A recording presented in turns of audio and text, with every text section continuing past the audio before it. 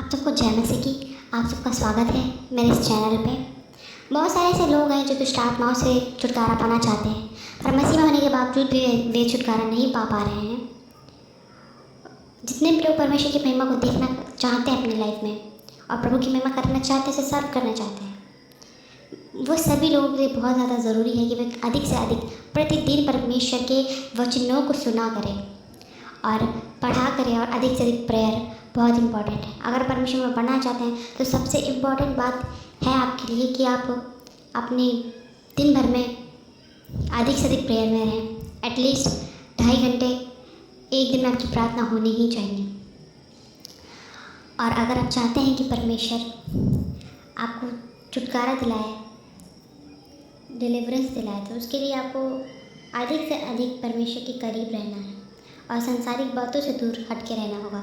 तभी परमेश्वर आपके जीवन में बड़े बदलावों को कर पाएगा। अगर आप छुटकारा पाना चाहते हैं तो उसके लिए आपको परमेश्वर की हर एक वचन पर चलना होगा। हालेलुया। आज हम परमेश्वर के वचनों को अपोस्टल अंकुर जी के द्वारा समझेंगे, सीखेंगे और आत्मिक उन्नति को पाएंगे।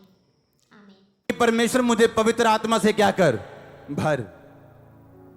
मुझे गैर भाषा चाहिए, और आज तक गैर भाषा उनके पास आया नहीं, क्योंकि उन्हें क्या लगता है किसी दिन ऊपर से दया होगी, और ऊपर वाला नीचे देके बोलते हैं तू कब बुद्धिमान बनेगा, क्योंकि बाइबल कहती है आत्मा से परिपूर्ण होते जाओ। किसकी जिम्मेवारी? अगर मैं आपको यह बोलूं जाओ अभी लुधियाना चले जाओ, इसका मतलब मैं देख चुका हूं लुधियाने जाने का रास्ता आपको मालूम है, लुधियाने जाने का किराया आपके पास है, आप लुधियाना जा सकते हो। मैं अपने 2 साल के बच्चे को नहीं बोलूंगा जा लुधियाना, मुझे मालूम है वो अभी अकेला लुधियाना नहीं जा सकता, पर आप जा सकते हैं। परमेश्वर ऐसा वचन आपको कभी नहीं बोलेगा जो आप पूरा नहीं कर सकते। अगर वो कह रहे हैं कि आत्मा से परिपूर्ण होते जाओ, तो किसकी जिम्मेवारी? और उसने आगे लिखा भी कैसे परिपूर्ण होना, कहता आपस में, कहता स्पीकिंग टू योरसेल्फ, अपने आप से कहता बात कर। आज की प्रॉब्लम पता क्या है कलीसिया? आप उन चीजों को मुंह से नहीं निकालते हो जो आप देखना चाहते हो।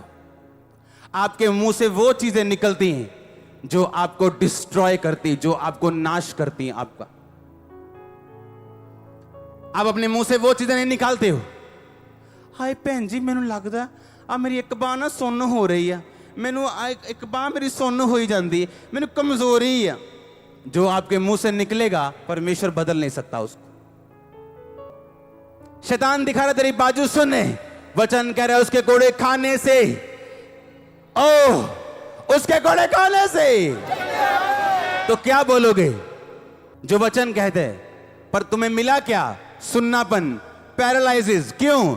तुमने वो बोला जो तुमने महसूस किया। अगर आत्मा से भरने की जिम्मेवारी किसकी? आपकी। चंगे होने की जिम्मेवारी किसकी? आपकी। सुलेमान अमीर था, जिम्मेवारी किसकी थी? सुलेमान की। बुद्धिमान था, क्यों? मांगा। ऊपर से अपने आप कुछ नहीं गिरता और ना गिरेगा। पहला कुरिन्थिया उसकी 14 उसकी 3 आयत में लिखा, परंतु जो भविष्यवाणी करता है वह मनुष्यों से शांति, उपदेश और शांति की बातें कहता है। जो अन्य भाषा में बातें करता है वो अपनी उन्नति करता है, जो भविष्यवाणी करता है वो कलीसिया की उन्नति करता है। मैं चाहता हूं कि तुम सब अन्य भाषा में बातें करो, पर यह चाहता हूं कि तुम भविष्यवाणी करो। कहता मैं चाहता हूं तुम सब अन्य भाषा में बातें करो, पर यह ज्यादा चाहता हूं कि तुम क्या करो? भविष्यवाणी का मतलब सिर्फ नाम बताना नहीं होता। आप अपनी लाइफ के लिए भविष्यवाणी करते रोज उठ के कि परमेश्वर मेरे लिए रास्ते खोलने जा रहे हैं, मैं अपनी लाइफ में आगे बढ़ने जा रहा हूं। आप वचन को लेके अपनी लाइफ पे भविष्यवाणी कर सकते हो कि धर्मी अपने दोपहर तक जैसे सूर्य बढ़ता जाता है उसका प्रकाश बढ़ता जाएगा। आज सुबह जब मैं उठा हूं, मैं डिक्लेयर करता हूं मेरा प्रकाश बढ़ता जाएगा, मेरी चर्च का प्रकाश बढ़ता जाएगा, मैं हर एक चीज में बढ़ता जाऊंगा। ये आपके लिए प्रोफेसी। मेरा पति नशे छोड़ने वाला है, हम एक दिन इकट्ठे होने वाले हैं, ये आपके लिए प्रोफेसी। पर आप बोलते क्या हो? मेरा पति नशेड़ी। आप बोलते क्या हो, मैं बड़ी दुखी हूं। आप बोलते क्या हो, मैं बहुत बीमार हूं। आप बोलते क्या हो, मुझे बहुत कर्जा है। बाइबल कहती है जो गरीब है वो बोले मैं क्या हूं, अमीर हूं। जो पुअर है बोले मैं आशीषित हूं। जो कमजोर है बोले मैं बलवान हूं। क्योंकि बोलने से आप होंगे, आप होंगे, मैंने कहा। पर आप बोलते कुछ हो, एक्सपेक्ट कुछ करते हो खुदा आपको दे। ऐसा नहीं हो सकता। उसने कहा तेरे मुंह में जीवन, तेरे मुंह में मौत। आप सारी उम्र वेट करते रहोगे होली स्पिरिट से भरने की, और ऐसी दुनिया छोड़ जाओगे बिना होली स्पिरिट के, जब तक आप खुद नहीं भरोगे अपने आप को। कहता आपस में बातें करो, आपस में मतलब अपने आप से, भजन संहिता से। यहोवा मेरा चरवाहा है, मुझे घटी ना होगी। हालेलुया। मेरे निकट 1000 दाहिनी और 10,000 गिरेंगे, वो मेरे पास ना आएगा। वो अपने दूतों को मेरे निमित्त आज्ञा देगा, जहां कहीं मैं जाऊं वो मेरी रक्षा करें। मैं रोज बोलूंगा हाँ या ना। दाऊद कहता मैं नहीं डरूंगा। इसका मतलब यह नहीं उसके अंदर डर नहीं था, वो डर रहा था, पर उसने मुंह से निकाला मैं नहीं डरूंगा। 365-66 बार बाइबल कहती है मत डर मैं तेरे साथ हूं। हर रोज के लिए वचन कहते हैं मत डर मैं तेरे साथ हूं। पर आप क्या कहते हो, मुझे डर है कहीं ये बीमारी मुझे मार ना दे। अच्छा इंसान भी फंसता है जब डरता है। अय्यूब कहता जिस बात से मुझे डर था वह मुझ पे आन पड़ी। अय्यूब के ऊपर वो परीक्षा आने का कारण अय्यूब का डर था, बाइबल कहती। और परमेश्वर डरपोक लोगों को यूज नहीं करता, और डर निकालने के लिए वो कुछ भी कर सकता है।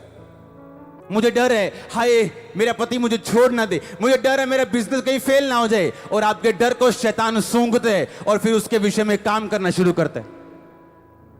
एक बंदा डायलिसिस यूनिट में काम कर रहा है और पवित्रताई में सेवा में रहने वाला बंदा, और उसके मुंह से क्या निकल रहा है, हाय परमेश्वर मैनू कभी किडनी का रोग ना होवे, हाय बड़ा दुखी होने वाला रोग है, हाय जिदी किडनी खराब हो जाती मारी जाता बंदा, हाय प्रभु जो मर्जी हो जाए पर किडनी रोग मैनू कभी ना होए। किडनी रोग ही होया उन्हें, किडनी बदलानी पड़ी उसको।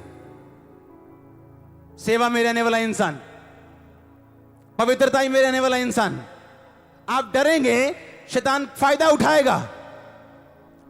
कोई महारोग आपका हिस्सा नहीं, कोई किडनी रोग आपका हिस्सा नहीं, कोई कैंसर आपका हिस्सा नहीं, कोई टीबी आपके परिवार का आपका हिस्सा नहीं, आपके परिवार का कैंसर हिस्सा नहीं, शुगर हिस्सा नहीं, बीपी हिस्सा नहीं, स्ट्रोक हिस्सा नहीं, अधरंग हिस्सा नहीं, गरीबी हिस्सा नहीं, कमजोरी हिस्सा नहीं, शर्मिंदगी हिस्सा नहीं, ब्लड के रोग हिस्सा नहीं, ब्लड के रोग हिस्सा नहीं, छोटी उम्र हिस्सा नहीं।